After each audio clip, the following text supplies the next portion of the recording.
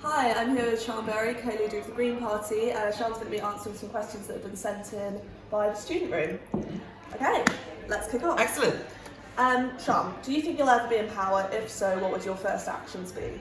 So it depends what you mean by in power, obviously. As Greens, we get lots of votes and that frightens the other parties into doing what we want, and that's a really useful way of exercising influence. But ultimately we do want seats, we do want to be in the rooms where decisions are made and have influence on those decisions.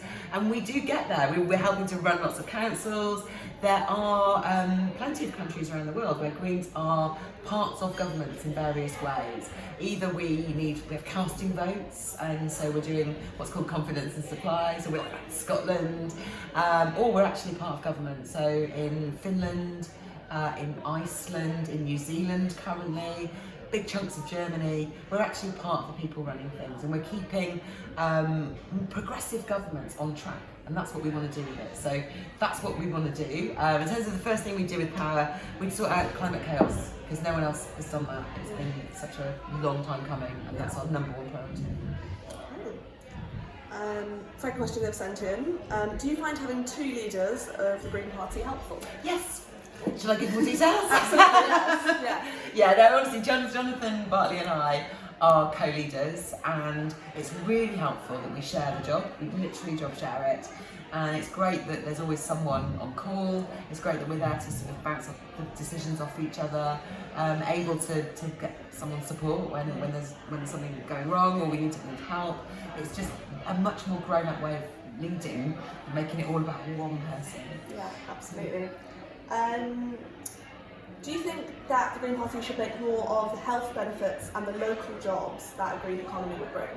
Good question. I mean, I am trying to do that. I've been in the big TV debates, and both times I've done that, I've been making a huge thing of the fact that the investments we want to make for the Green New Deal, we can pay for those with the money that we've set aside from extra taxes, but then afterwards all these benefits come through, which not only are good for people, but they save money in the wider economy as well. We can save on health, we can save on our bills.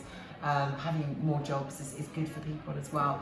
And I've been shouting that out as loud as I can. I was literally there in the ITV debate with Nigel Farage going, "Excuse me, Nigel Farage," saying our plans do not add up. What part of 3 million jobs don't you understand? So yes, I am doing it. Sounds about right. Here's quite a specific question. Why is the Green Party against nuclear energy? What benefits would other sources of energy bring?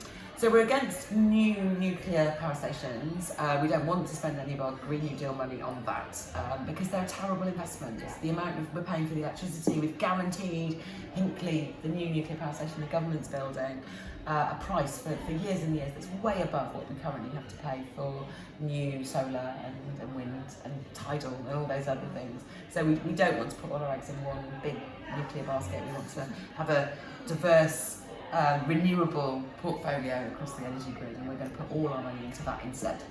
Sounds good. What are your policies for young people's mental health? That's a really good question. I mean, obviously, mental health treatments, there's a lot that needs to be done to improve mental health treatment, particularly for people who are over 18 but still young, who end up at the moment in big adult mental health institutions, and that's not good. We've guaranteed treatment and talking therapies to everybody, and there's a particular gap there for young people in the right sorts of treatment and talking therapies. But then in terms of improving mental health, we know that insecurity, that material deprivation, poverty, worrying about jobs and money, that's a big cause of mental health problems actually. And we would stop the discrimination in terms of wages, so the living wage that we would pay of £12 an hour would go to everybody, no discrimination by age at all.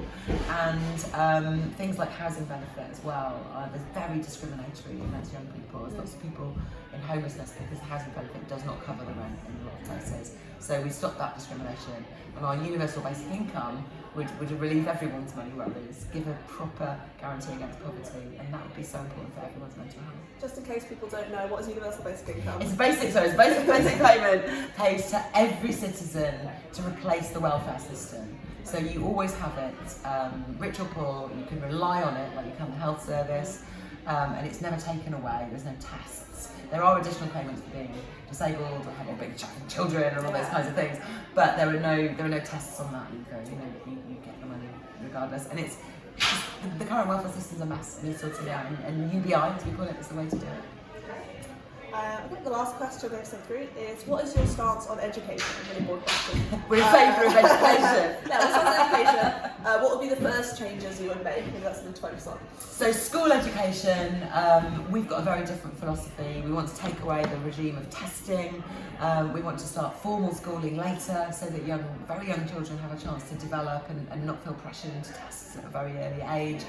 And we will refund schools, give them the money back to really educate people, broaden the curriculum to include more arts, not more science, although I do like science, sport, and culture, and climate education, nature education, things that are essential for everyone to be a broad human being. And then for students, we'd cancel those horrific student fees, and we'd bring back grants for people, and we'd cancel the debts of people who have already paid ridiculous student fees. And we would definitely do that, and we're not making that up, unlike other parties I could mention. Great. Well, that's all the questions. Thank you.